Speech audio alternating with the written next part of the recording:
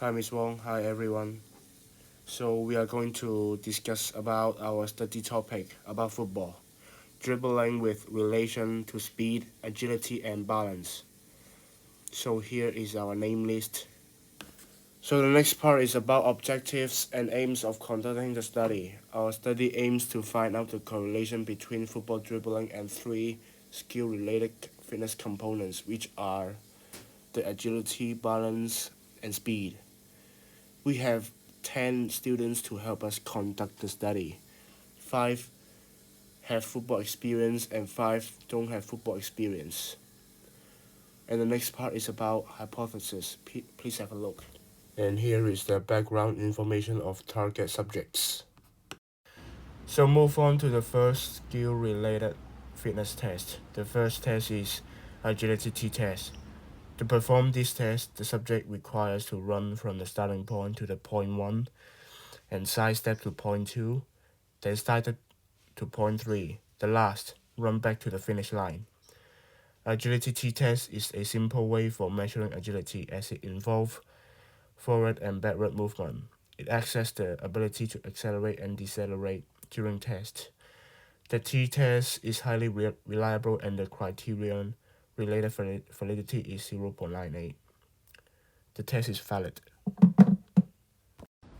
The next one is the 20-meter sprint test. The procedure requires the test subject run from cone A to the cone B, which is the 20-meter, with all his power, all his speed.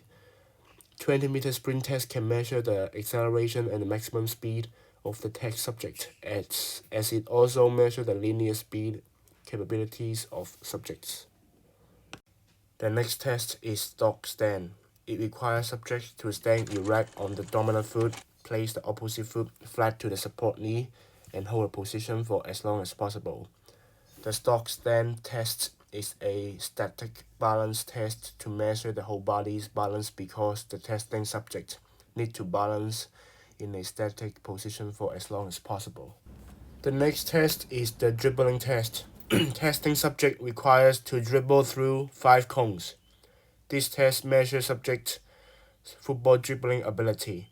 Running with the ball at a high speed, changing direction through cones requires high concentration and focus.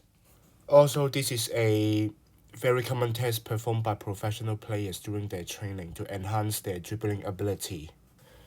So part 5 is about data presentation and evaluation. We found out the mean median SD of the agility test, speed test, balance test, and the dribbling test. So this is the t-test calculation we calculate on the sheets. We found out that agility have strongly positive correlation with football dribbling. The more agile you are, the higher football dribbling ability you will have. Also, we found out that speed have positive correlation with football dribbling. The higher speed you have, the more speed you have, the higher football dribbling ability you will have. However, we found out that balance have zero correlation with football dribbling.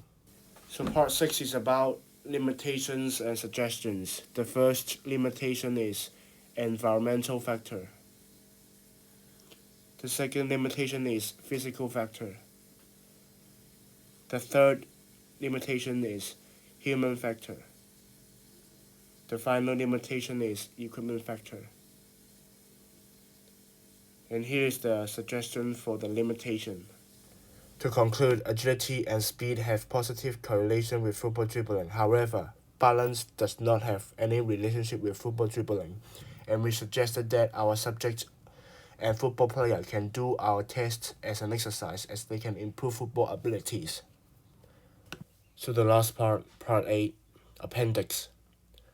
First, we have 2 score sheets, the job log, 6 different candidates, peer review.